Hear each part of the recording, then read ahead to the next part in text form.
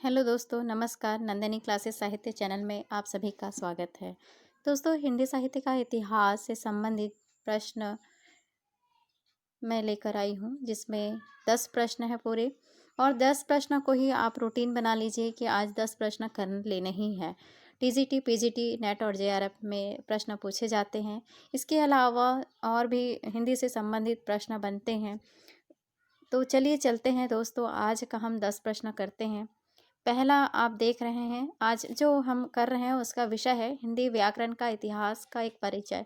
एक संक्षिप्त परिचय हिंदी व्याकरण का हम करेंगे, जिसमें पहला प्रश्न है दोस्तों, अयोगवाह कितने होते हैं। अयोगवाह जो है हमें बताना है। तो दोस्तों लगभग सभी बहुत सारे लोगों को भी पता होगा, दोस्तों को पता होगा। तो यहाँ पे पहला जो है इसका अयोगवाह जो होते हैं वो 2 होते हैं। और कौन कौन से होते हैं? पहला आप देख रहे हैं अनुस्वर होता है, दूसरा है आहा जो है विसर्ग होता है। तो ये ध्यान रख लेना, याद रख लेना दोस्त कि जो है अनुस्वर है और आहा जो है विसर्ग है। प्रश्न संख्या 2 की ओर चलते हैं।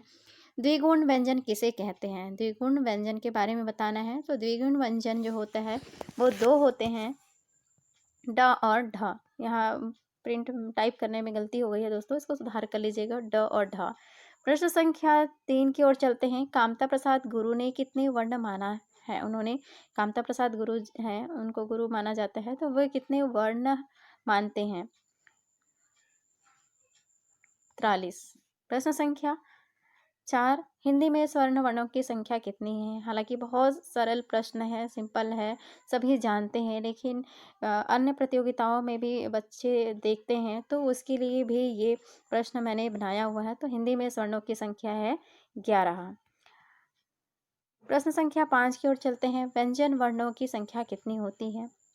दोस्तों ये भी प्रश्न लगभग पता है, 33। प्रश्न संख्या 6 की ओर चलते हैं। ध्वनि की लिखित रूप को क्या कहते हैं? जो ध्वनि जो लिखते हैं उसको क्या कहा जाता है? ध्वनि की लिखित रूप को हमें क्या कहना चाहिए? तो इसका है वर्ण या अक्षर। प्रश्न संख्या 7 की ओर चलते हैं। संयुक्त व्यंजन किसे कहते हैं? ये भी बहुत बार प्रश्न पूछा जाता है, मिलान के लिए भी प्रश्न आ जाते हैं। तो संयुक्त व्यंजन क्या क्या होते हैं?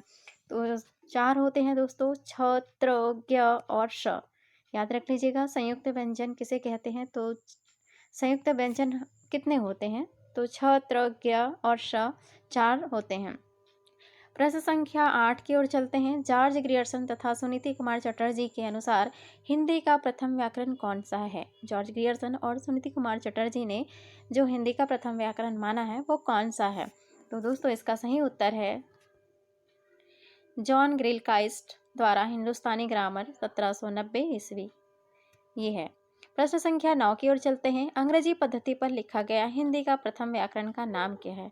अंग्रेजी पद्धति पर हमें बताना है कि हिंदी का प्रथम व्याकरण क्या है। तो दोस्तों इसका भी लगभग आप सभी जान रहे हैं, इसका भी उत्तर वही है जो पहले 8 का प्रश्न का उत्तर है। तो जॉन ग्रिलकाइस्ट द्वारा हिंदुस्तानी ग्रामर 1790 ईस्वी है। प्रश्न संख्या 10 और अंतिम है दोस्तों। लल्लू लाल की रचनाएं व्याकरण संबंधी कौन सी है? तो इसकी जो लल्लू लाल की रचनाएं हैं वो एक रचना बतानी है व्याकरण से संबंधित, वो है हिंदी कवायद। तो दोस्तों इस तरह से प्रश्न, आपको 10 प्रश्न का वादा किए थे, तो 10 प्रश्न हैं।